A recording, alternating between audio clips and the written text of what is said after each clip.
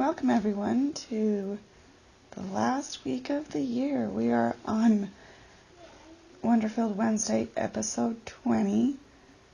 Sorry if I sound weird, I must be getting sick, but that comes with the season. So hopefully we can get through this episode without too much problems. This will be the last episode for a little while. I'm going to be working on some new things. So it's really sad, but I will be taking a break from Wonderfilled Wednesday for a little while. Today I wanted to work on the piece that I shot for last episode, and I'm going to try and show some of my techniques that I use when creating my pieces. So I've already cut myself out, since that's the most monotonous part of creating art. And I wanted to point out my background that I'm using. It has some direct light coming from this direction and creating, you can see the shadow from this door. And so we need to match that light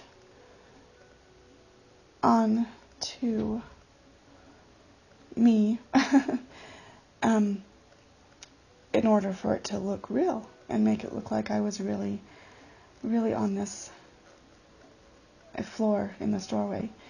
So the best way that I found to do this is use the lasso tool, and I'm going to select just a little bit of the back here, and we're going to right click and choose feather, and we're going to have it at about 50 pixels, and then I'm going to hold Control L. Come on. Oh, you gotta make sure you're selected on your live layer. And that was my problem. Okay. Oh my goodness. Alright. And then we're gonna change the levels on this. We're gonna brighten them up just a little bit so that we get this light on the back. And I feel like overall this layer is a little dark. So overall I'm going to brighten it up just a little bit. Let's compare. That's what I did before. I must have brightened it up a little bit more than I did, so I'm going to use that layer. And then we've got to create some shadows down here. Since there is a light source, I'm going to do a new layer and name it shadow. And I come over here and choose the elliptical marquee tool. And I'm going to just, right underneath where my foot is actually touching the floor, create an oval. And I'm going to fill that with black. Now realistically, I should actually fill it with like something from this shadow. It's not completely black. So then we can switch that to foreground color. And it's not completely black, which makes it a little bit more realistic. Then what I'm going to do is I'm going to just make sure I've got this positioned right where I want it. And then I'm going to, oh my word, if I could speak today, that would help. But I'm going to go in Gaussian blur. We're going to blur this just a little bit. And maybe I need to I don't know, I feel like this is shaped really funny right here. Oh.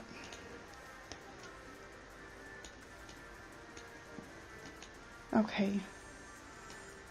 Minor details. I don't want to take too much of this video with the minor details. So there we've got our first shadow. Oh my heavens. I am probably not even awake yet today.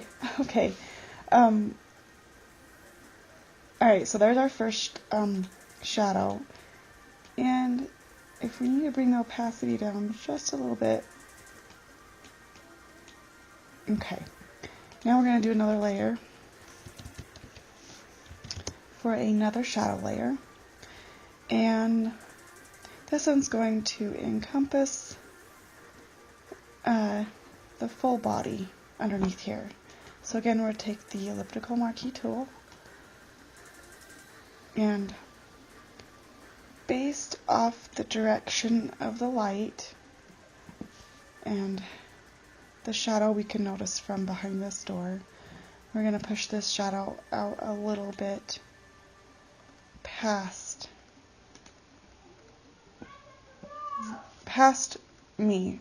the model. Now if we had a light that was directly from above, we would put our shadow directly below us. But since the light is coming from this direction, it's going to push the shadow out this way a little bit.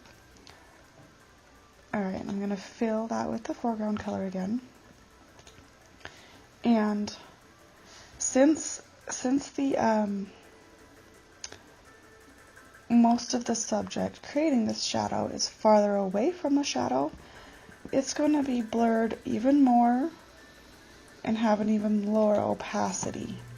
Because if you've noticed, if you've ever looked at shadows, the closer the subject is to that shadow, the darker and more crisp of a shadow it creates.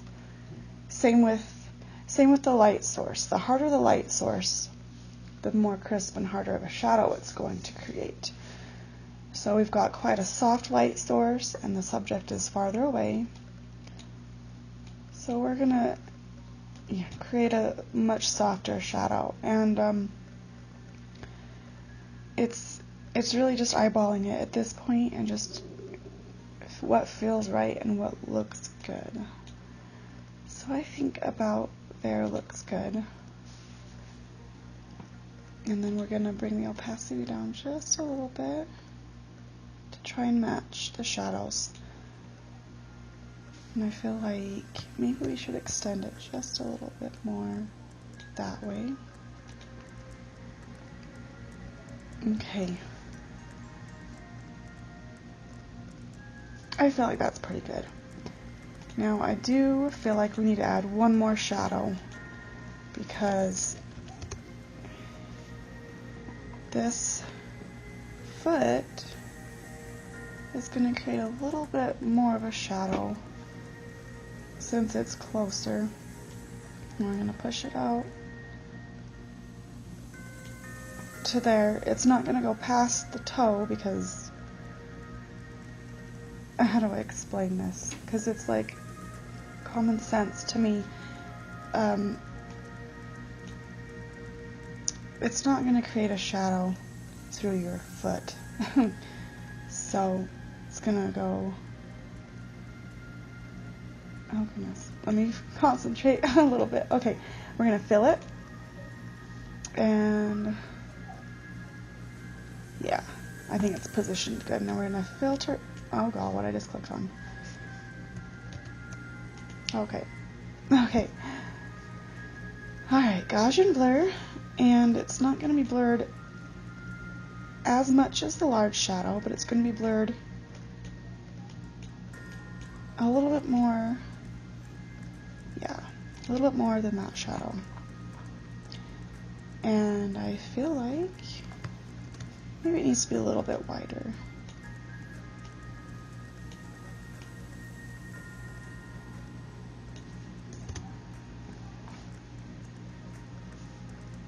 Okay, maybe we need to, let's create a layer mask, go into our gradient tool, and let's just ever so slightly just create a gradual shadow there, because the arch of the foot is closer than the ball or the heel of the foot, so it's going to be a gradual shadow. Okay. Alright, I feel like that is looking pretty good. Now, let's start building up this dress. If you remember from last week, my concept was this mist of confusion, and there's wind and debris swirling around, hair flying everywhere. So, we're gonna create this dress. I'm going to do this really quick because I don't want to have an enormously long video.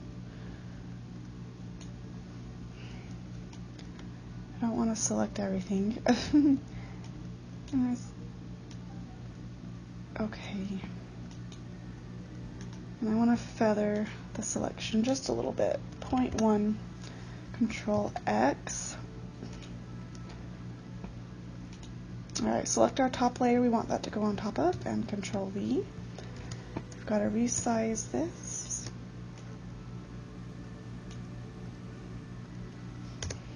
And we've got to change the levels, so that was Control L. Got to brighten it up just to match. Okay, then we create a layer mask. Select our brush tool. And I want the hardness to be all the way down, and I want the opacity down about 70. Make sure our foreground is black. I'm going to make this brush bigger with the bracket tool. This is the right bracket tool to make it bigger. And we're going to start to erase this.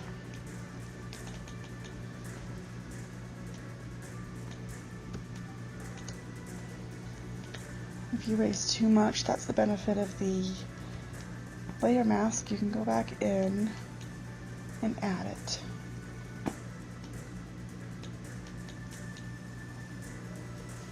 Okay. I want to bring the hardness up for this next part. Make sure we're on black. And I want to bring the opacity up a little bit too. Not all the way, but quite a bit.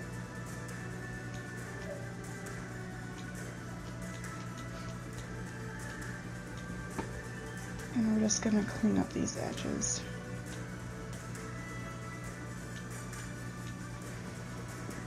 Alright, and then like we did on the model before, we're going to select the back part of this dress. We're going to feather it to about 50.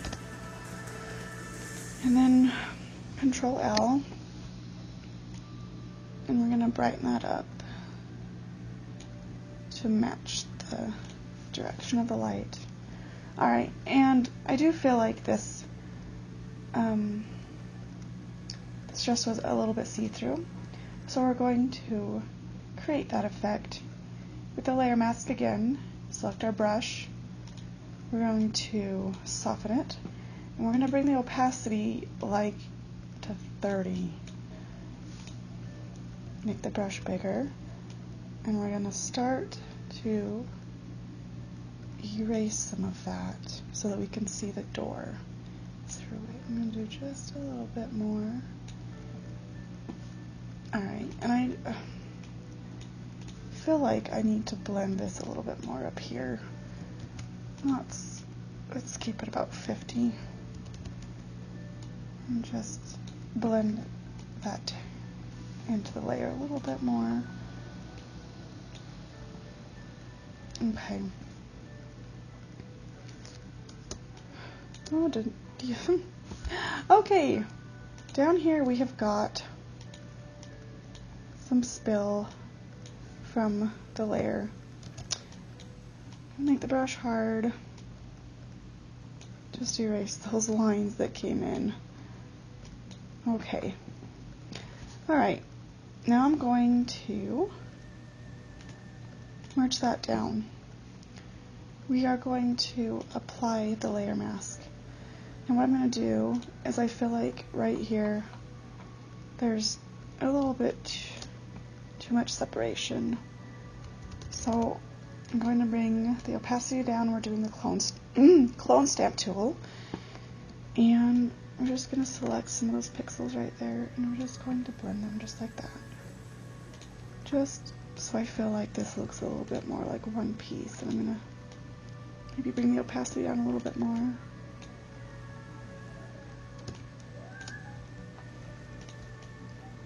Just so we can have a seamless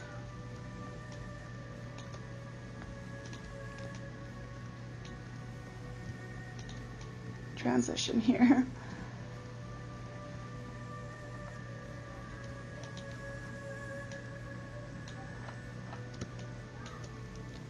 Okay. It's not perfect, but it's a good start. Alright. To finish off this video, I wanted to show you guys how I create hair. I do a new document and I set the dimensions to 500 pixels. Select my brush, make sure the hardness is all the way up, opacity all the way up. I select black, and then kind of in a triangle or a point, I start to add dots. So usually I add a really one really solid dot, and then I bring the opacity down a little bit and make a few more smaller dots, and then bring the opacity down one more time and even smaller dots. Then we define brush preset. We'll do HB for hairbrush. Then we've got our new brush. Come over to our layer we're working on. Create a new layer. We will call it hair. And we want the opacity about 40 to 50. And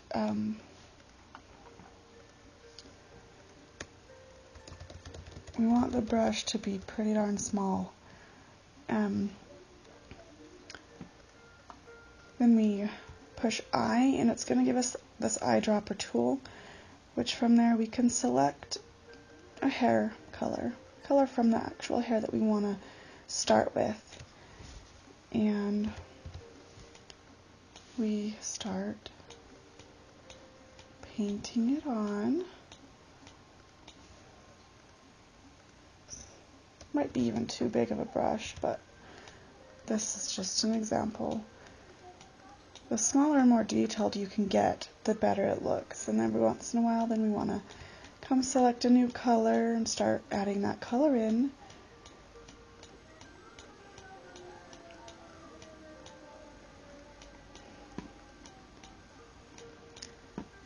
And for sake of time, I'm not going to make this look awesome right now. But then after a while, I come down here and I do an even smaller brush.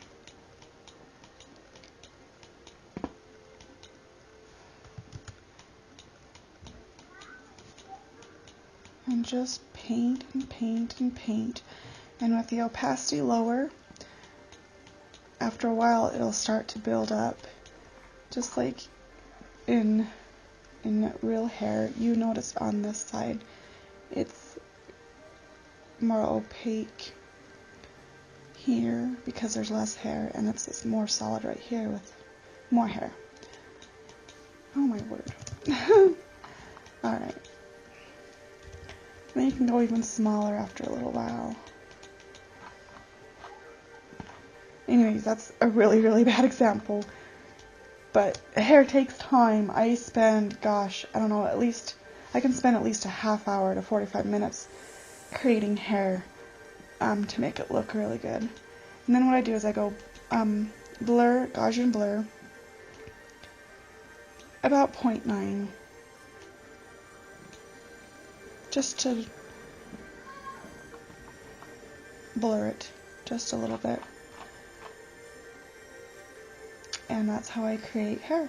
Obviously, we Control J and made it darker, it would look a little bit more realistic. But there's some of my tips that I use to composite and create these pieces. I'm excited for the new year, you guys. I have some really good ideas that I am going to be creating and some new goals, and I am very excited to share them all with you guys. So I wish you guys a very wonderful and happy new year, and I will see you guys next year. Take care. Bye.